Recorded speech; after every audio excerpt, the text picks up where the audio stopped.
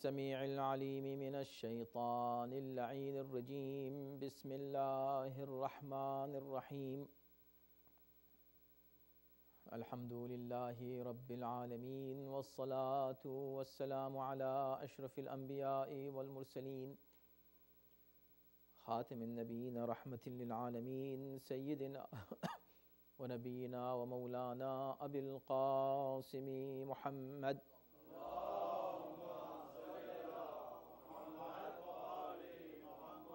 وآلہ الطیبین الطاہرین المعصومین المظلومین، ولعنۃ اللہ علی اعدائہم اجمعین من الآن إلی یوم الدین. اما بعد، فقد قال اللہ سبحانہ تبارک وتعالی فی کتابہ الکریم وہو اصدق القائلین وقولہ الحق.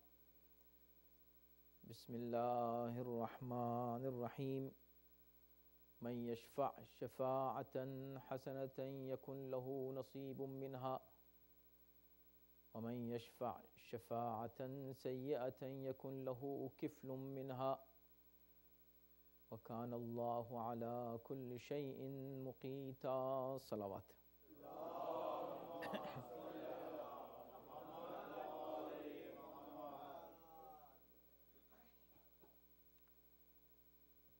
قرآن مجید جو کتاب ہدایت ہے، اور جس کا یہ دعویٰ ہے کہ اس نے کوئی شے ایسی چھوڑی ہی نہیں قرآن میں بیان کرنے سے، ما فرطنا فی الکتاب من شیء، کوئی شے رہ نہیں گئی ہے بیان کرنے سے. آپ کے ذہن میں جو بھی سوال آ سکتا ہے، جب سے قرآن نازل ہوا اور قیامت تک، اس درمیان میں زمانے بدلیں گے، حالات بدلیں گے، انسان آئیں گے، معلومات میں انسان کی مزید اضافہ ہوگا اور نئے نئے مسائل سامنے آئیں گے. جو بھی سوال آپ کے ذہن میں آئے، قرآن یہ دعویٰ کرتا ہے کہ اس کا جواب قرآن میں موجود ہے. زندگی کے ہر پہلو پر قرآن نے روشنی ڈالی ہے. زندگی میں ہر لمحے ہمارے سامنے جو بھی حالات اور مسائل آ سکتے ہیں، اس کے تعلق سے قرآن میں ہمارے لیے انسٹرکشنز موجود ہیں. قرآن ایک ایسی کتاب ہے کہ جو تمام عالم بشریت کی فلاح و بہبود کی ضامن ہے. شرط یہ ہے کہ اس کے احکام پر عمل کیا جائے، اور عمل کرنے کے لیے شرط یہ ہے کہ اس کے احکام کا علم حاصل کیا جائے. تو قرآن مجید جہاں بہت سے مسائل پر گفتگو کرتا ہے، میں نے ایک آیت کریمہ آپ کے سامنے پڑھی ہے. زندگی کے ایک پہلو کی جانب قرآن اس آیت میں اشارہ فرما رہا ہے. آیت ہے سورہ مبارکہ نساء کی آیت نمبر 85. اس آیت میں 85 نمبر کی آیت، جس میں شفاعت کا ذکر کیا جا رہا ہے.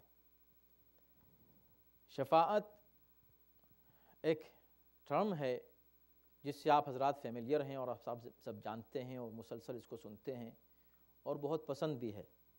اور کیوں نہ پسند ہو کہ جس مفہوم میں ہم شفاعت کے اس لفظ کو جانتے ہیں اور جس حوالے سے اس کو ہم پہچانتے ہیں، اسی پر ہماری زندگی کی کامیابی اس دنیا میں بھی اور آخرت میں بھی منحصر ہے. شفاعت، لیکن یہاں پر من یشفع شفاعتاً حسنہ، اور پھر دوسرے جملے میں ہے من یشفع شفاعتاً سیئہ. حسنہ اچھا، سیئہ برا. تو ایک شفاعت اچھی ہوتی ہے اور ایک شفاعت بری ہوتی ہے. تو قرآن یہ کہہ رہا ہے کہ جو اچھی شفاعت کرے گا اس کو اس شفاعت کا حصہ مل جائے گا، اور جو کوئی بری شفاعت کرے گا اس میں بھی اس کو اس کا حصہ اور اس کا بوجھ مل جائے گا. اور اللہ ہر شے پر قادر ہے. تو دو جملے ہیں اصل میں بنیادی طور پر، شفاعت کا اچھا ہونا اور شفاعت کا برا ہونا. تو اب تک ہم نے تو یہی سنا کہ شفاعت اچھی ہو سکتی ہے، اچھی شفاعت ہے کہ جس کی ہمیں امید ہے. قرآن یہ کہتا ہے کہ شفاعت دو طرح کی ہو سکتی ہے، اچھی اور بری. تو کیا مطلب اچھی شفاعت، بری شفاعت؟ اس سے مراد وہ شفاعت نہیں ہے جو ہمارے تصور میں ہے. اس سے مراد وہ شفاعت نہیں ہے جو بہت خاص افراد کا منصب ہے. اس سے مراد عمومی طور پر سفارش ہے یا شفاعت ہے، بلکہ اس کو اگر ہم اس طرح کہیں کہ شفاعت اس کا جو روٹ ورڈ ہے کیا ہے؟ جب آپ قرآن مجید کی تلاوت کریں اور اس کا مطالعہ کریں اور قرآن مجید میں آیات آئیں تو اس میں بہت سے پہلو ہیں غور کرنے کے. ایک تو خود لفظ پر غور کریں کہ قرآن مجید نے الفاظ کیا استعمال کیے ہیں، پھر ان الفاظ کی ساخت کیا ہے، جملے کی ساخت کیا ہے، کون سا لفظ کہاں رکھا ہے، اس کے سینونمز کیوں نہیں یوز کیے ہیں، یہی لفظ کیوں یوز کیا ہے. بہت سے امور ہیں، یعنی لغت پر آپ غور کریں، اس کے الفاظ پر غور کریں تو آپ کو لطف آئے گا کہ قرآن مجید معجزہ ہے اس اعتبار سے بھی، بلاغت اور فصاحت کے اعتبار سے. ایک تو بات یہ ہے. دوسرے پھر آپ اس کے مفہوم پر غور کریں کہ اس کا مطلب کیا ہے. پھر آپ نزول پر اور اس کی ہسٹری پر غور کریں کہ آیت کب نازل ہوئی، کیوں نازل ہوئی، کس کے لیے نازل ہوئی. یہ تمام مسائل جب آپ کی نظر میں آئیں تب جا کر قرآن کا صحیح پیغام ہم کو مل سکتا ہے کسی بھی آیے کریمہ کا. تو یہاں شفاعت کے لفظ پر پہلے ہم غور کریں کہ شفاعت کہتے کس کو ہیں. لغت میں ڈکشنری میں شفاعت کا مطلب کیا ہے؟ یہ لفظ ہے، اس کا روٹ ورڈ ہے شفاعت کا شفع، شین فے عین شفع. اور یہ وہی شفع ہے کہ جو آپ استعمال کرتے ہیں نماز تہجد کی 2 رکعت نماز کے لیے. شفع 2 رکعت نماز، شفع 8 رکعت کے بعد شفع کی 2 رکعت نماز شفع ہے اصل میں، شفع. اب اس کو آپ اپنے لہجے میں شفع کہہ دیتے ہیں لیکن وہ شفع، الشفع. اور اسی کی قسم اللہ نے کھائی ہے، والفجر ولیال عشر والشفع والوتر. قسم ہے فجر کے وقت کی اور 10 راتوں کی، اور قسم ہے شفع کی اور وتر کی. تو شفع اور وتر، شفع عربی میں طاق، اور جس کو انگلش میں آپ کہتے ہیں آڈ اینڈ ایون، اسی طرح شفع اور وتر ہے. زوجیت کے لیے شفع کا لفظ استعمال ہوتا ہے، فردیت کے لیے، طاق کے لیے وتر کا لفظ استعمال ہوتا ہے. تو طاق اور جفت یا فرد اور زوج، یا آپ اپنے انگلش میں کہیں آڈ اینڈ ایون، اسی انداز سے شفع اور وتر ہے. تو شفع یعنی ایک تھا کوئی دوسرا اس میں شامل ہو جائے، یہ شفع ہو گیا. جب تک ایک ہے وتر ہے، فرد ہے، دوسرا شامل ہو گیا کیا ہو گیا؟ شفع ہو گیا. اسی سے شفاعت ہے. اور اسی وجہ سے یہ لفظ استعمال ہوتا ہے قیامت میں شفاعت کے لیے. کیوں؟ اس لیے کہ اکیلے کھڑے ہوئے ہیں اللہ کی بارگاہ میں، کوئی سہارا نہیں ہے، کوئی ساتھ دینے والا نہیں ہے کہ اچانک دیکھا کسی نے آ کر ہمارا ساتھ دے دیا. اللہ کی بارگاہ میں آ کر کہا پروردگار یہ گنہگار ہے مگر مجھے مانتا تھا، تجھے مانتا تھا، تیرے ولی کو مانتا تھا، اس کو بخش دے پروردگار. یہ جو دعا اللہ کی بارگاہ میں پیغمبر وہاں فرمائیں گے، اس کو شفاعت اسی بنا پر کہتے ہیں کہ اس تنہائی کو ختم کر دیا آ کر اس شفاعت نے. صلوات بھیجیں محمد و آل محمد.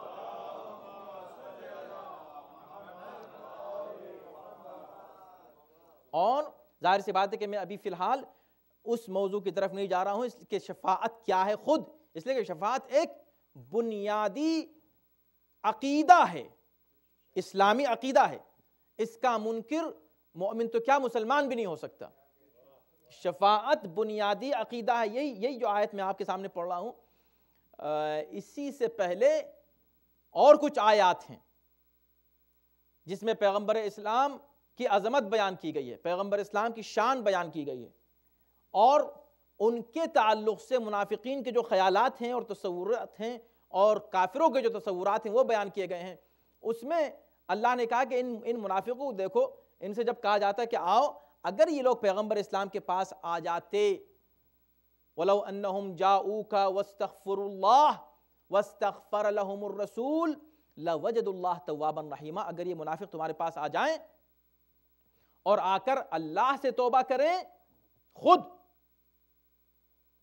وَاسْتَغْفَرَ لَهُمُ الرَّسُولُ، اور رسول بھی ان کے لیے توبہ کرے رسول بھی ان کے لیے استغفار کرے لوجد اللہ تواب الرحیمہ، تو وہ اللہ کو تواب الرحیم پائیں گے۔ اب چونکہ شفاعت کا جو ہے مضمون خود ایک الگ موضوع ہے اور مجھے تھوڑا سا ہٹ کے اس سے عرض کرنا ہے، لیکن چونکہ یہ بھی ضروری ہے تاکہ کوئی کنفیوژن باقی نہ رہ جائے ذہن میں کہ بھئی دیکھیں پیغمبر اسلام اسی کا نام شفاعت ہے۔ اللہ اسی آیت سے پہلے انہی آیات میں ارشاد فرما رہا ہے کہ منافقین اگر آ جائیں پیغمبر کے پاس اور اللہ سے توبہ کریں اور نبی بھی ان کے لیے استغفار کرے، یعنی یہ کافی نہیں ہے کہ وہ خود توبہ کر لیں، یہ نہیں کہا کہ ان کو چاہیے کہ مسجد میں چلے جائیں، وہاں جا کر 4 رکعت نماز پڑھیں اور اللہ سے توبہ کریں تو اللہ ان کو معاف کر دے گا، کہا نہیں، یہ جب ان کی معافی اس وقت ہوگی جب یہ پہلے تو تمہارے پاس آئیں۔ پہلی بات یہ کہ تمہارے پاس آئیں، جب تمہارے پاس آ جائیں، آنے کے بعد اب اللہ سے توبہ کریں، وہ بھی کافی نہیں ہے، تم بھی اللہ سے سفارش کرو کہ یا اللہ ان کو بخش دے، لا وجد اللہ تواب الرحیم، تب اللہ کو تواب الرحیم پائیں گے۔ دیکھیں قرآن کتنا واضح ہے، اس میں کوئی کمپلیکیشن نہیں ہے، اس میں کوئی امبیگویٹی نہیں ہے، بہت سے مسائل بہت صاف اور کلیئر ہیں۔ دیکھیں اصول کیا ہے، 3 باتیں ہیں توبہ کے لیے، نفاق جیسے جرم کی کہ جو ان المنافقین فی الدرک الاسفل من النار، نفاق سے بدتر کوئی صفت نہیں ہے، نفاق سے بدتر کوئی عقیدہ نہیں ہے، نفاق کفر سے بدتر ہے۔ اس بدترین عمل اور عقیدے سے توبہ اگر کرنی ہے تو اس کے لیے شرط کیا ہے؟ دیکھیں پہلی تو بات یہ سمجھ لیجئے کہ یہ منافق وہ ہیں کہ جن کے لیے سورہ منافقون میں اللہ نے فرمایا استغفرت لہم ام لم تستغفر لہم لن یغفر اللہ لہم ان اللہ لا یہدی القوم الفاسقین۔ اے نبی چاہے آپ ان کے لیے استغفار کریں یا چاہے آپ ان کے لیے استغفار نہ کریں، اللہ ان کو معاف کرنے والا نہیں ہے کبھی بھی۔ یہ کہاں ہے؟ سورہ منافقون میں۔ اور میں نے سورہ نساء کی آیت پڑھی، اس میں کیا کہا جا رہا ہے کہ اگر یہ آ جائیں اور توبہ کر لیں اور آپ بھی ان کے لیے استغفار کریں تو آپ کے استغفار کو ہم قبول کر کے لوجد اللہ توابا رحیمہ، اللہ ان کی بخشش فرما سکتا ہے۔ تو یہ 2 پیغام ہو گئے۔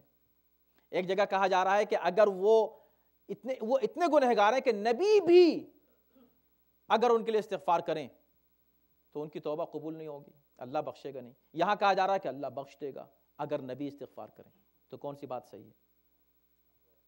دونوں باتیں صحیح ہیں، اس لیے کہ شرط جو ہے استغفار کی، نبی کے استغفار کی شرط کیا ہے؟ وہاں کیا کہا گیا تھا سورہ منافقون میں؟ وَإِذَا قِيلَ لَهُمْ تَعَالَوْا يَسْتَغْفِرْ لَكُمْ رَسُولُ اللَّهِ لَوَّوْا رُؤُوسَهُمْ وَرَأَيْتَهُمْ يَصُدُّونَ وَهُمْ مُسْتَكْبِرُونَ۔ جب ان سے کہا جاتا ہے کہ آؤ بھئی تم نے گناہ تو کیا ہے، تم گنہگار ہو، لیکن آ جاؤ پیغمبر اسلام کے پاس، پیغمبر اسلام تمہارے لیے استغفار کریں گے، تو تم دیکھتے ہو کہ وہ اکڑ کے پیچھے ہٹ جاتے ہیں، کہتے نہیں ہم نبی کے پاس استغفار کے لیے نہیں جائیں گے، لَوَّوْا رُؤُوسَهُمْ، منہ موڑ لیتے ہیں اور اکڑ کے تکبر کے ساتھ یہ کہتے ہیں ہم تو ان کے پاس نہیں جائیں گے۔ تو پھر اے نبی جب وہ تمہارے پاس نہیں آ رہے ہیں، اگر تم کے لیے تم بھی استغفار کرو گے تو ہم ان کو معاف نہیں کریں گے۔ یہ کب ہے؟ اگر نہیں آئے۔ اور یہاں کیا ہے؟ اذ جاؤکا، اگر تمہاری بارگاہ میں آ جائیں، تمہارے پاس آ جائیں، جہاں آ کر صرف تمہارے پاس آ کر یہ نہ کہیں کہ آپ ہمارے لیے استغفار کیجئے، نہیں، استغفار کریں اللہ سے پہلے۔ تو اب دیکھیں سیکوینس، سبحان اللہ، کیا آپ دیکھیں، اسی بات پر شاید میں اس سے پہلے کبھی عرض کر چکا ہوں کہ حج کے موقع پر ہم کھڑے ہوئے جنت البقیع میں جب زیارت کر رہے تھے، اور وہاں آپ دیکھتے نا متوے کھڑے ہوئے ہیں، بدعت بدعت بدعت، ہم نے کہا کیسے بدعت ہے؟ کہا نہیں۔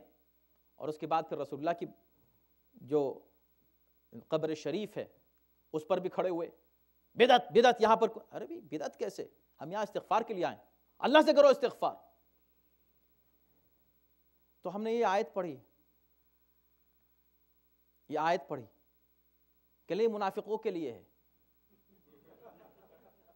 یہ آیت منافقوں کے لیے، یعنی اگر کوئی منافق آ جائے تو وہ آ کر یہاں پر استغفار کر سکتا ہے. ہم نے کہا چلو کم سے کم تم نے ہم کو مومن تو مانا. آج توجہ کیجئے گا، مومن تو مان لیا ہے نا، مومن مان لیا. تو اس کا مطلب تم کہہ رہو کہ صرف منافق کو ہم منع کرتے ہیں، صرف منافق کو ہم منع نہیں کرتے، منافق نہیں ہے تو اس کو منع کر دیں. تم نے ہم کو منع کر دیا. نہیں. تو ہم نے کہا دیکھو بات یہ ہے کہ منافق بھی معاف کر دیا جا سکتا ہے. منافق معاف کو ہاں ہو سکتا ہے. کب؟ اگر وہ یہاں آ جائے. قبر کہاں ہے پیغمبر اسلام کی؟ کہاں ہے؟ مسجد میں. توجہ کیجئے گا، عجیب نزاکت ہے یہاں. قبر مسجد نبوی میں ہے اور پورا علاقہ مسجد کے حکم میں ہے. ٹھیک ہے. اب خدا کیا کہہ رہا ہے؟ جاؤک واستغفر اللہ. تو پہلے مسجد میں داخل ہوئے، مسجد میں داخل ہونے کے بعد بہت سے مصلے ہیں، اس سے گزرنے کے بعد، مصلے ہوتے ہیں نا، مصلے بچھے ہوئے ہیں، اس سے گزرنے کے بعد آپ قبر تک پہنچتے ہیں. پیغمبر بھی جہاں بیٹھتے تھے مسجد کے اندر، تو دروازے سے اندر داخل ہوا، کوئی اندر آیا تو مسجد کا بہت سا حصہ گزرنے کے بعد پھر پیغمبر کی خدمت میں پہنچتا تھا. سیکوینس دیکھیں، 3 کام کرنے ہیں. پہلی بات ہے کہ نبی کے پاس آنا ہے. نمبر 2 اللہ سے استغفار کرنا ہے. تو یہ استغفار پہلے کیوں نہیں کر لیا اللہ سے؟ بھئی ہونا ہی چاہیے تھے کہ پہلے تم مسجد میں داخل ہو جاؤ، مسجد میں داخل ہونے کے بعد اللہ سے استغفار کر لو. جب اللہ سے استغفار ہو جائے تو اس کے بعد پھر نبی کے پاس آ جاؤ، ان سے بھی کہو کہ بھئی میں تو استغفار کر کے اللہ سے آ رہا ہوں، یا رسول اللہ آپ بھی استغفار کر دیجئے. کہا نہیں، نبی کے پاس آنا اس پروسیس کا ایک حصہ ہے. اگر تم اللہ سے توبہ چاہتے ہو تو اس کا ایک حصہ یہ ہے کہ پہلے نبی کے پاس آؤ، نبی کے سامنے کھڑے ہو کے اللہ سے کہو یا اللہ معاف کر دے. توجہ ہے کہ نہیں؟ نبی کے پاس جاؤ کا، تو پہلی شرط ہے جاؤ کا، تمہارے پاس یہ آ جائیں. وہاں پر کیا کہا کہ ہم ان کو کبھی معاف نہیں کریں گے، اس لیے کہ ان سے کہا گیا آؤ نبی کے پاس. ہم تو نبی کے پاس نہیں جاتے. تو 2 طرح کے لوگ ہوئے. ایک وہ ہیں جو نبی کے پاس آنے کو تیار ہیں، ایک وہ ہیں جو نبی کے پاس آنے کو تیار نہیں ہیں. تو جو نبی کے پاس آنے کو تیار ہیں وہ مومن ہو سکتا ہے، اس کے گناہ معاف ہو سکتے ہیں چاہے وہ منافق ہی کیوں نہ ہو پہلے، مگر نبی کے پاس آنے کے بعد سارے اس کے گناہ دھل سکتے ہیں. شرط یہ ہے کہ نبی کے پاس آ جائے. اور جو نہیں آئے گا وہ منافق رہے گا، چاہے کتنی توبہ کرتا رہے، اللہ اس کو معاف کرنے والا نہیں ہے اگر نبی کے پاس نہیں آئے. اب نبی کہاں ہیں آج؟ تو کیسے پتہ چلے کون نبی کے پاس جا رہا ہے، کون نبی کے پاس نہیں جا رہا ہے؟ تو یہی فرمایا کہ نبی کی موت تمہاری جیسی موت نہیں ہے کہ تم مر گئے اور ختم ہو گئے. نبی آج بھی زندہ ہے. تو ابھی بھی جو شخص نبی کی بارگاہ میں، ان کے مزار شریف، ان کے قبر اطہر کے پاس چلا جائے اور وہاں جا کر اللہ سے توبہ کرے قبر پر کھڑا ہو کر، تو یہ مت کو قبر پہ کیوں جاتے ہیں، یہ مزاروں کی پوجا کرتے ہیں. یہ مزاروں کی پوجا نہیں کرتے. جو لوگ قبر پیغمبر اسلام کی طرف نہیں جاتے یہ ان لوگوں میں شامل ہیں کہ جن کو اللہ کبھی معاف نہیں کر سکتا. یہ ان لوگوں میں شامل ہیں سورہ منافقون میں جہاں کہا گیا ہے جن کے لیے. اور جو آ جاتے ہیں ان کو خوش مت کہو، اس لیے کہ اگر پہلے منافق بھی تھے اب تو آگے، اب نہیں رہے منافق. تو آنے والا قبر مطہر پر اب منافق نہیں رہا. تو پہلی شرط ہے آنا. تو شفاعت چاہتے ہو تو پہلے ادھر آؤ، جس کی شفاعت چاہیے اس کی قبر پر جاؤ. جب اس قبر پر پہنچو گے، اس قبر پر پہنچ کر پہلے اللہ سے بات کرو، یا اللہ معاف کر دے. جب اللہ تمہیں معاف کر دے گا تو اب وہاں سے بھی تمہارے لیے سفارش ہوگی. اس کا نام ہے شفاعت. تو یہ تو ہو گئی بات کس کے لیے؟ اگر آ رہے ہیں اس کا مطلب ہے کہ شفاعت کے اصولوں میں ایک اصل یہ بھی ہے کہ ہر کس و ناکس کی شفاعت نہیں ہوتی ہے. شفاعت اس کی ہوتی ہے، توجہ کیجئے گا، 3 الفاظ ہیں. پہلی بات یہ کہ آ جائے اس کے پاس جو شفاعت کرنے والا ہے. دوسرے، اس کے پاس آ کر اس سے یہ کہنے سے پہلے کہ ہمیں معاف کر دیں یا ہمارے لیے اللہ سے سفارش کریں، وہ خود معافی مانگ چکا ہو. توجہ ہے کہ نہیں؟ شفاعت گناہ کا لائسنس نہیں ہے. جو چاہو گناہ کر لو شفاعت کر دیں گے نہیں، اس کی شرطیں ہیں. اس سے پہلے 2 کام کرنے ہیں. بڑی بڑی جو باتیں ہیں، موٹی موٹی جو بالکل سمجھ میں آنے والی، پہلی بات ہے کہ ان کے پاس جانا ہے. کس منہ سے جاؤ گے گناہ کر کے؟ دوسری ہے کہ ان کے پاس جا کر پہلے خود استغفار کرو. شرمندہ انسان خود ہو تب اس قابل ہوتا ہے کہ اس کی شفاعت کی جائے. یہ جو ہے خلاصہ ہوا شفاعت کا. اب آئیے جو آیت میں نے آپ کے سامنے پڑھی، اس میں شفاعت کا کیا مطلب؟ تو اس میں اچھی اور بری کیا شفاعت ہو گئی؟ ویسے بھی اللہ کی بارگاہ میں تو کوئی شفاعت کر نہیں سکتا. الا باذنہ من ذا الذی یشفع عندہ الا باذنہ. اللہ کے بارگاہ میں شفاعت کون کر سکتا ہے اس کے اذن کے بغیر؟ مگر یہ جو آیت میں نے پڑھی، اس سے مراد یہ والی شفاعت نہیں ہے جس کا ذکر میں نے ابھی کیا. یہ شفاعت مخصوص ہے ان معصومین کے لیے الا باذنہ جن کو اللہ اذن دے دے. ولا یشفعون الا لمن ارتضی. اللہ کی بارگاہ میں شفاعت کرنے والے کا بھی انتخاب ہوگا اور جس کی شفاعت کی جائے گی اس کا بھی انتخاب ہوگا. ہر ایک کی شفاعت نہیں ہوگی، نہ ہر ایک شفاعت کرے گا. جس کے لیے اللہ کا اذن ہوگا وہ شفاعت کرے گا، جس کے تعلق سے اللہ کا اذن ہوگا اس کی شفاعت کی جائے گی. بات ختم ہو گئی. اب یہاں اللہ کہہ رہا ہے اچھی شفاعت بری شفاعت. جو بری شفاعت کرے گا اس کو اس کی برائی ملے گی، جو اچھی شفاعت کرے گا. یہ کیا مطلب ہے؟ یہاں اس سے مراد یہ والی شفاعت نہیں ہے. حالانکہ مومن بھی شفاعت کرے گا. ایک مومن اگر واقعی مومن ہے، اہل بیت کا ماننے والا، چاہنے والا ہے، تو اپنی خود دوسروں کی شفاعت کرے گا.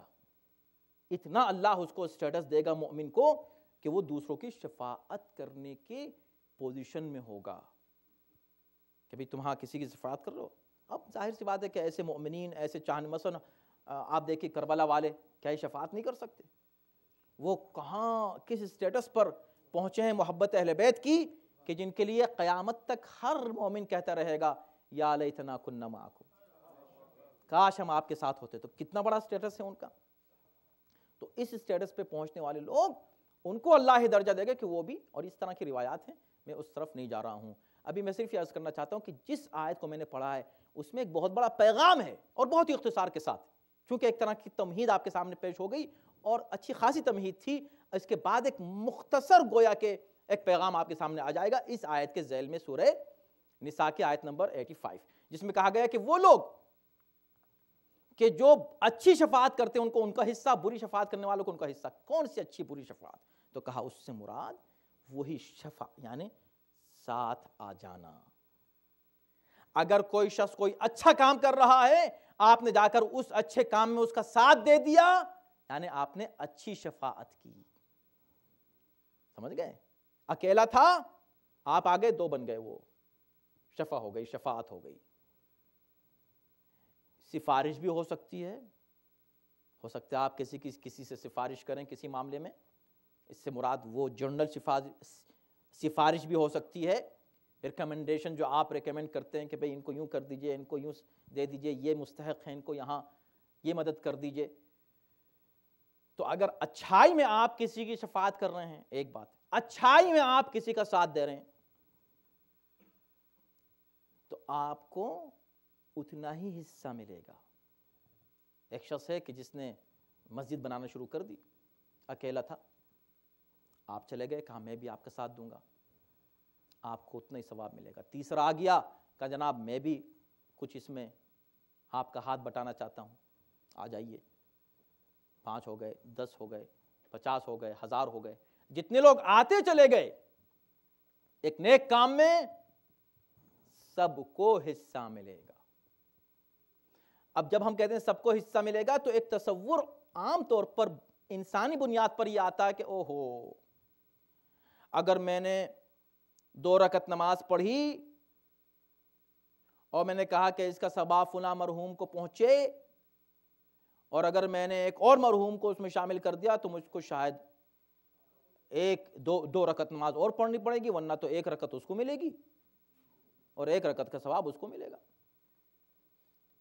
آپ نے کہا کہ بھئی میں نے یہ $100 نکالے اور میں نے اپنے والد مرحوم کی طرف سے مثلا فلاں کار خیر میں خیال آیا کہ کیوں نہ میں دادا کو بھی شامل کر لوں، تو آپ نے کہا اوہو اب تو 50-50 ہو گئے، اب 50 کا ثواب ان کو ملے گا، 50 کا ان کو، ہم نے 4 کو اور شامل کر لیا تو 25-25 ہو گئے، اب کیا کروں میں؟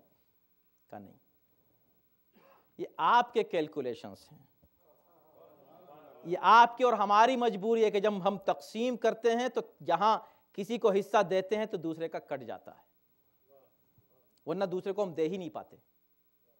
دیں گے جبھی 100 میں سے اگر ہم نے کسی ایک کو $10 دے دیے تو 90 رہ گئے نا، یہ نہیں ہو سکتا کہ یہاں 100 کے 100 ہوں اور اس کو $10 بھی مل جائیں۔ لیکن اللہ کے خزانے میں اس طرح کی کمی نہیں ہوتی، اللہ جب دیتا ہے تو برابر دیتا ہے، شامل کیے جاؤ ثواب میں۔ یہی وجہ ہے یہ کہا گیا ہے کہ بھئی اگر اولاد نیک ہو، اولاد نیک ہو، جتنی بھی وہ نیکی کرے گی اس کا ثواب ان کے والدین کو ایٹومیٹک پہنچتا رہے گا، آپ نیت کریں یا نہ کریں، ثواب آپ کے خاص طور پر مستحبات کا ثواب ان کو مل رہا ہے۔ تو آپ کو نہیں مل رہا ہے؟ جی آپ کو بھی مل رہا ہے، آپ کو اتنا ہی، آپ کے یہاں کوئی کمی نہیں آ رہی ہے، اور وہاں مسلسل اضافے کے ساتھ وہاں پہنچ رہا ہے۔ آپ جو بھی نیک کام کرتے جا رہے ہیں، بھئی والد ہوں والدہ ہوں، اگر انتقال ہو جائے تو ان کا حق نہیں ختم ہوتا، میں کئی بار عرض کر چکا ہوں، ان کے حق میں اضافہ ہوتا ہے، مرنے کے بعد ان کا حق بڑھ جاتا ہے۔ اب ظاہر سے حق بڑھ جاتا ہے تو ہم ہر وقت 24 گھنٹے کیسے یاد رکھیں ان کو؟ ان کا حق ہے کہ ہم ان کو 24 گھنٹے یاد رکھیں، وہ نہ ہوتے تو آج ہم نہیں ہوتے، ہم جو کچھ بھی ہیں اپنے والد کی وجہ سے ہیں، جو کچھ بھی ہیں اپنی ماں کی وجہ سے، تو ہم ان کو ہر وقت کیسے یاد رکھیں؟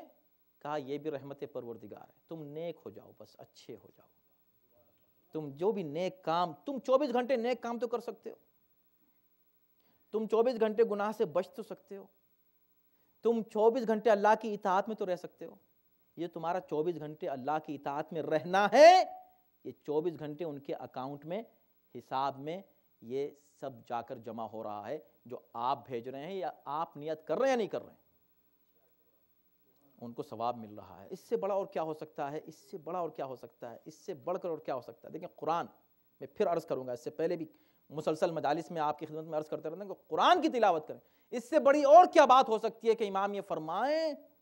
یقیناً اس سے بڑی بات نہیں ہو سکتی۔ امام یہ فرمائیں کہ قراءۃ القرآن فی المصحف یخفف العذاب عن الوالدین ولو کان کافرین، قرآن دیکھ کر پڑھنا، ایک ہے یاد کر لیا، سورہ انا انزلنا یاد ہے، سورہ قل هو اللہ یاد ہے، الحمد یاد ہے، پڑھ لی، اور بیٹھ کے یہاں پر فاتحہ پڑھ کے ان کو بخش جائے، یہ اپنی جگہ صحیح ہے، یہ بھی ہوتا ہے، لیکن امام فرماتے ہیں کہ قرآن کھول کر، قرآن کو دیکھ کر پڑھنا، اس کا جو ثواب ہے، کیا ہے اس کا ثواب؟ والدین سے عذاب میں تخفیف ہوتی ہے، ان کے گناہ، ان کو جو ان کے گناہ ہیں اس میں تخفیف ہوتی ہے، گناہ کم ہوتے رہتے ہیں۔ وَلَوْ كَانَ كَافِرًا، اگر ماں باپ کافر بھی ہوں، آپ کو پتا ہے کہ کافر کو کوئی ثواب نہیں پہنچتا، لیکن اولاد اگر قرآن پڑھے تو تخفیف عذاب کا سبب ہے۔ کافر کو بھی، کافر ماں باپ کو بھی نیک اولاد کے نیک عمل کا فائدہ پہنچ رہا ہے، جب کافر کو پہنچ رہا ہے تو مومن کو اگر پہنچ جائے تو حیرت کی کیا بات ہے، اور کتنا پہنچتا ہوگا مومنین کو۔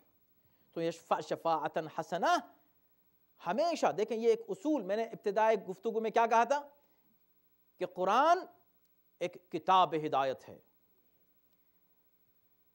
ہر لمحے کے لیے ہمارے سامنے انسٹرکشنز موجود ہیں، یہ کرو یہ نہ کرو، ڈوز اینڈ ڈونٹس ہر جگہ موجود ہیں۔ شفاعت کا مسئلہ، ساتھ دینے کا مسئلہ اس دنیا میں سمجھتا ہوں بنیادی مسئلہ ہے۔ اس دنیا میں جتنے بھی فساد ہے نا، جتنی بھی برائیاں ہیں، کسی بھی قسم کے کرائمز ہیں، کوئی بھی ٹیررزم ہے، دہشت گردی ہے، برائی ہے، قتل و غارت گری ہے اور خون ریزی ہے، جو بھی آپ کسی برائی کا ذکر کریں، اس میں مسئلہ یہاں پر وہی آ رہا ہے۔ وَمَنْ يَشْفَعْ شَفَاعَةً سَيِّئَةً، جو برے کام میں ساتھ دے اس کو وہی عذاب ملے گا جو کرنے والے کا عذاب ہے۔ ایک شخص ہے جس نے قتل کر دیا، ایک شخص ہے جس نے قتل کی پلاننگ کی، ایک شخص ہے کہ جس نے قاتلوں کو فل کسی طرح بھی سپورٹ کیا، یہ سب کے سب شریک ہیں، سب برابر ہیں۔ کیوں؟ اس لیے کہ ایک برائی میں ساتھ دیا۔ خیر یہ تو بڑی بات ہے، مثلا آپ نے کہا نہیں، جس کو آپ چھوٹی گناہ سمجھتے ہیں، پہلی بات تو ہے کہ خبردار کبھی کسی گناہ کو چھوٹا مت سمجھنا، اس لیے کہ گناہ جو ہے وہ گناہ کو مت دیکھو، اس نافرمانی کو مت دیکھو، جس کی نافرمانی کی گئی ہے اس کو دیکھو، وہ کتنا بڑا ہے۔ اس کی نافرمانی نہیں کہہ سکتے یہ والی تو چھوٹی، اللہ کی نافرمانی یہ فائن، اتنی نافرمانی ہم کر سکتے ہیں، اللہ کی ہر نافرمانی۔ لیکن جس کو بھی آپ کمپیریٹیولی کسی اور گناہ سے کم سمجھ رہے ہیں، کوئی بھی گناہ، کوئی بھی چھوٹا بڑا کوئی بھی گناہ جسے آپ چھوٹا بڑا سمجھ، اس میں اگر آپ کسی کا ساتھ دے دیں، اس کو کہتے ہیں شفاعتاً سیئہ، آپ نے بری سفارش کی، اس کی ہمت ہی نہیں ہو سکتی۔ اس کی ساری ہمت کون بنے؟ آپ بن گئے، ہم بن گئے۔ ایک ظالم جتنا کمزور ہوتا ہے، کمزور سے کمزور ترین شے بھی اتنی کمزور نہیں ہوتی، بہت کمزور ہوتا ہے، بہت ڈرپوک ہوتا ہے، مگر اس کی طاقت کون ہے؟ اس کا ساتھ دینے والے، اس کو اوکے کرنے والے، اس کے ظلم پر خاموش رہنے والے، اس کی شفاعت کرنے والے، اس کی سفارش کرنے والے، اس کے ساتھی بن جانے والے۔ یہ جو ساتھی ہیں خود نہیں کر رہے ہیں قتل۔ امام حسین کو قتل کس نے کیا تھا؟ ایک آدمی نے، تیر بہت لوگوں نے مارے، لیکن گلا کس نے کاٹا؟ ایک نے۔ تو بس آپ اس کو کہتے ہیں خالی برا؟ جو بھی تھا اس کے ساتھ۔ اور زیارت عاشورہ اگر آپ پڑھیں تو اللہ اکبر، زیارت عاشورہ تو عجیب بلاغت ہے اس میں، اور چونکہ وہ ظاہر سی بات ہے، ویسے بھی زیارت عاشورہ جو ہے انشاءاللہ کبھی اسی پر ہم گفتگو کریں گے، اب تو تمام ہو رہی ہے بات۔ زیارت عاشورہ حدیث قدسی ہے، حدیث قدسی ہے، یعنی اللہ نے سکھائی ہے یہ زیارت۔ اس کی جو سند پہنچتی ہے کہاں تک؟ اللہ تک پہنچتی ہے۔ اس کے یہ جملے ہیں کہ میں ان سے اظہار برات کرتا ہوں، یہی تو بنیاد ہے مذہب کی ہمارے، ہم ان سے اظہار برات کرتے ہیں کہ جنہوں نے آپ پر ظلم کیا، جنہوں نے آپ کو آپ کے مقام سے ہٹایا، جنہوں نے آپ کو قتل کیا، جنہوں نے آپ کے قتل کے لیے راہ ہموار کی۔ یزید کی ویلیو کیا تھی، اس کی حقیقت کیا تھی، اس کی حیثیت کیا تھی کہ امام حسین کو قتل کرتا؟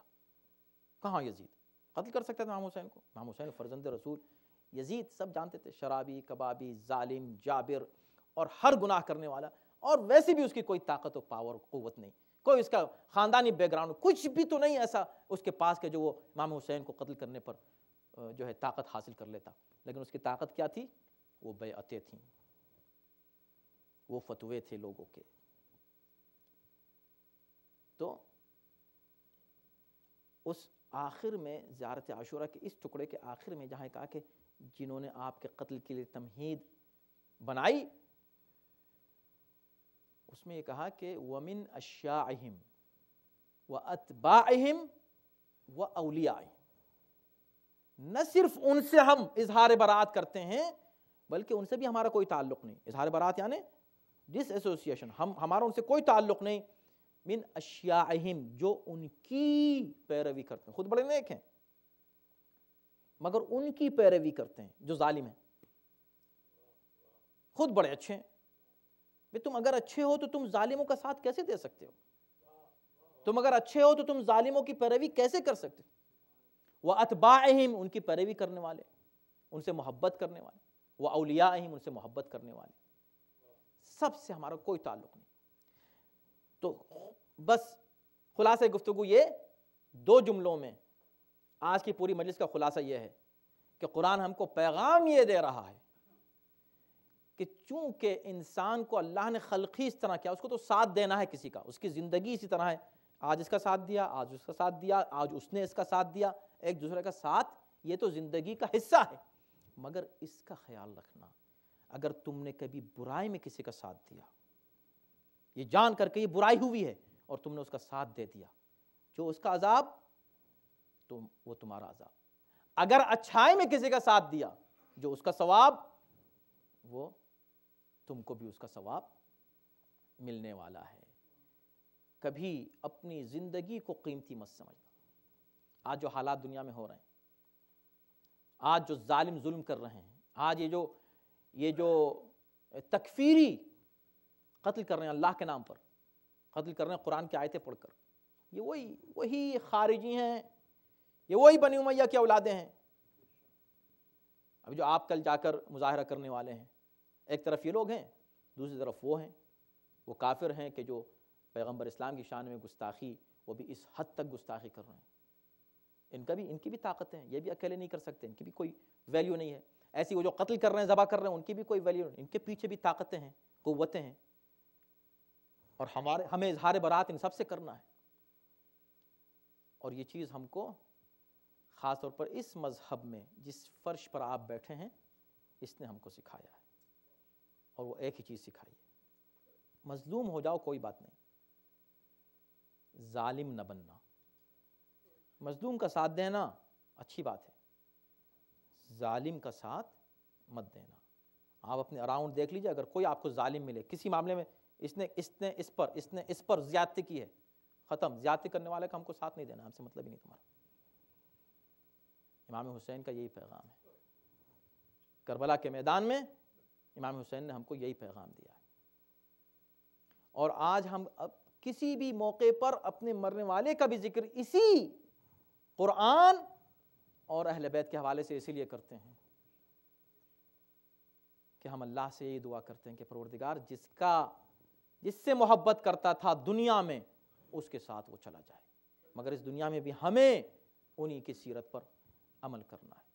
آپ ذرا دیکھیں کہ کس پہلو پر آپ توجہ کریں. کربلا میں کون سا ایسا پہلو ہے زندگی کا جس پر امام حسین نے ہمارے لیے نمونے عمل پیش نہیں کر دیا ہے. جب اللہ نے کہا کہ دیکھو اچھی بات اگر ہو تو تم اس میں اپنی جان کی پرواہ نہ کرنا. کتنے لوگ ایسے ہیں کہ جو اپنے بچوں کو بھی پرواہ نہ کریں؟ ہیں بہت سے لوگ ہیں. لیکن امام حسین کے ساتھ چوائس تھی، اور انہوں نے بتا بھی دیا کہ بھئی دیکھو میں جو آیا ہوں، یہ مت سمجھنا کہ میں بچوں کو لے کر آیا ہوں زبردستی، یہ بھی مت سمجھنا کہ میں عورتوں کو زبردستی لے کر آیا ہوں. حسین نے ایک اچھا قدم اٹھایا، کتنے لوگوں نے اس اچھائی کا ساتھ دیا اس وقت؟ کتنے لوگ تھے؟ آپ جو 72 کہتے ہیں اس میں تو آپ حبیب ابن مظاہر کو بھی شامل کرتے ہیں. آپ جو 72 کہتے ہیں اس میں آپ جناب سعید کو بھی شامل کرتے ہیں. آپ اس میں جناب مسلم ابن اوسجہ 80-85 سال کی عمر، 90 سال کی عمر جن کی، ان کو بھی آپ شامل کرتے ہیں. آپ جب 72 کہتے ہیں تو اس میں آپ علی اصغر کو بھی تو گنتے ہیں. اگر آپ دیکھیں تو کتنے قلیل تھے وہ لوگ جنہوں نے حسین کا ساتھ دیا. کتنا سخت ہوتا ہے امتحان زندگی کا. اس لیے ہم ہمیشہ کہتے ہیں یا اللہ اس صراط مستقیم پر جو زندگی کی صراط مستقیم ہے، اس پر ہمیں اس باریک راستے پر سچائی کے ساتھ قائم رکھ. اور کاش ہم ان کے ساتھ ہوتے جو حسین کے ساتھ تھے، جنہوں نے کسی معاملے میں کسی بات کی پرواہ نہیں کی، بس ایک بات کی پرواہ کی کہ ہمیں حسین کا ساتھ دینا ہے. اور جب حسین کا ساتھ دینا ہے تو اس شان سے حسین کا ساتھ دیا اس شان سے حسین کا ساتھ دیا کہ خود فرماتے ہیں جیسے ساتھی اللہ نے مجھے دیے، نہ میرے نانا کو دیے، نہ میرے بابا کو دیے، نہ میرے بھائی کو دیے۔ جب رات میں جناب زینب تڑپ کے اپنے بھائی سے شب عاشور یہ کہتی ہیں بھیا یزید کے لشکر پہ لشکر آ رہے ہیں، جب کبھی کوئی لشکر آتا تو لشکر جب آتا تھا تو زمین دہلنے لگتی تھی، تو پوچھتی تھی شہزادی کہ اب کون آیا ہے، اب کون آیا ہے۔ جب 6 تاریخ کو شمر کا لشکر آیا ہے اور کسی نے زینب سے کہا ہے کہ شہزادی شمر آیا ہے آج ایک لشکر لے کے، تو اس وقت کہا تھا یہ نام میرا سنا ہوا ہے اور میرا دل دہل رہا ہے اس نام کو سن کر، ایسا لگتا ہے کہ یہ میرے بھیا کا قاتل ہے۔ پھر اپنے بھائی سے کہا تھا بھیا دشمن کے تو لشکر پہ لشکر آ رہے ہیں، آپ کا کوئی ہے نہیں جو آپ کا ساتھ دینے کے لیے آپ کے لیے آ جائے؟ اور حسین فرماتے ہیں بہن میرا ساتھ کون دے گا، اور اس وقت جب کہ سارے راستے بند ہیں میں کس کو بلاؤں؟ اس موقع پر شہزادی نے ایک نام لیا تھا۔ وہ نام کیا تھا؟ کہا بھیا مجھے آپ کے بچپن کا ایک دوست یاد آ رہا ہے، میں نے سنا ہے کہ وہ حبیب ابن مظاہر اسی کوفے میں رہتے ہیں، کیا آپ حبیب کو نہیں بلا سکتے؟ خاموش ہو گئے امام نے کہا ہاں بہن بلا سکتا ہوں، بے شک۔ اس طرح چنائے حسین نے اور زینب نے مل کے کربلا والوں کو اب ایک خط لکھا، اور خط لکھنے کے بعد قاصد کو دیا، اور وہ جب آتا ہے جناب حبیب کی بارگاہ میں تو کربلا میں کن کن کا حصہ ہے یہ دیکھیں کہ جو شخص نیکی میں ساتھ دے قرآن کیا کہتا ہے کہ اس کو برابر کا حصہ ملے گا۔ بہت سے ایسے لوگ ہیں کہ جو کربلا میں شریک نہیں ہوئے، جہاد نہیں کیا، مگر ان کو برابر کا حصہ ملا۔ ان میں سے ایک زوجہ جناب حبیب ابن مظاہر ہیں، حبیب ابن مظاہر کی زوجہ ہیں، کھانا کھا رہے ہیں بیٹھے ہوئے ہیں، اور اس کے بعد جب قاصد آتا ہے تو خاموشی سے اس خط کو لیتے ہیں اور واپس آ کر بیٹھ جاتے ہیں۔ پوچھ لیا کون ہے، چاہتے ہیں کہ نہ بتائیں اپنی بیوی کو، لیکن جب اصرار کیا تو یہی بات آئی، حبیب عجیب بات ہے، آقا تمہیں بلائیں اور تم سستی کا مظاہرہ کرو۔ کہا مجھے تمہارا خیال ہے۔ دیکھیں حبیب شہید ہوئے، جس وقت شہید ہوئے تو تاریخ نہیں کہتی کہ زوجہ حبیب وہاں موجود تھیں، مگر کیا کسی کو شک ہے کہ ان کو برابر کا ثواب ملا؟ جس نے زبان سے یہ کہا ہو حبیب اگر تم نہیں جاؤ گے تو اپنے آقا کی مدد کے لیے میں چلی جاؤں گی، اپنی آقا کی مدد کے لیے میں چلی جاؤں گی، لو یہ میری چوڑیاں پہن کر بیٹھو۔ اتنا سخت جملہ، بس آنکھوں سے آنسو بہنے لگے حبیب کے۔ حبیب نے کہا میں تو تمہارا امتحان لے رہا تھا، میں سوچ رہا تھا کہ میں تمہارا خیال کر رہا تھا کہ تم کو کس پر چھوڑ کر جاؤں۔ کہا میں خاک پھانک کر مر جاؤں گی، جی لوں گی، لیکن میں اس بات کو برداشت نہیں کر سکتی، حسین اکیلے ہو، تمہیں بلا رہے ہو اور تم مدد کے لیے نہیں جاؤ۔ ہاں اللہ اکبر، بس آپ کی زحمت تمام ہوئی، حسین نے جس کو بلایا تھا وہ آیا۔ علم تقسیم کر دیے 12 علم، اس میں سے ایک علم بچا رہا، یہ کس کے لیے ہے؟ کہا اس کا لینے والا آئے گا، اس کا لینے والا آئے گا۔ اب لوگوں کی نظریں ہے کہ کون ہے وہ جو آئے گا، بس ایک مرتبہ کیا دیکھا، غبار ابھرا، اور ایک مرتبہ جب غبار چھٹا اور لوگ منتظر تھے کہ آنے والا کون ہے، تو کیا دیکھا، حبیب ابن مظاہر چلے آ رہے ہیں۔ حسین نے علم لیا، حبیب ابن مظاہر کے حوالے کر دیا، خوشی کی لہر اصحاب میں دوڑ گئی، ایک شور ہوا تو جناب زینب نے پوچھ لیا آج کیا بات ہے؟ میرے بھائی کے چاہنے والے خوش نظر آ رہے ہیں، یہ کیسا شور ہے؟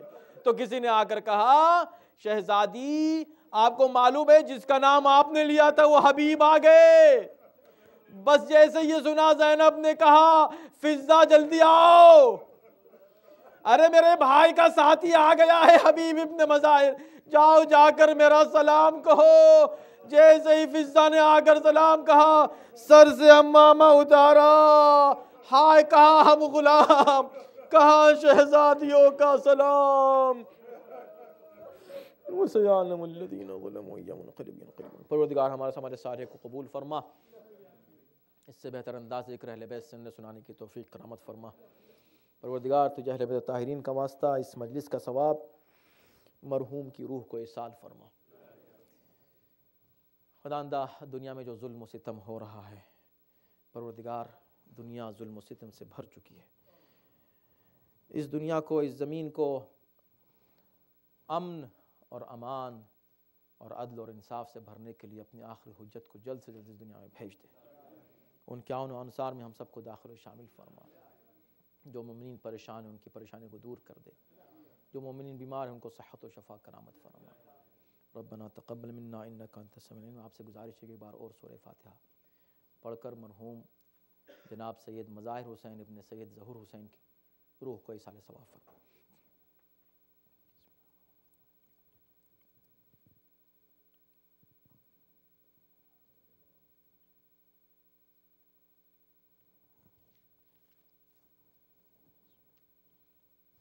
صلی اللہ علیہ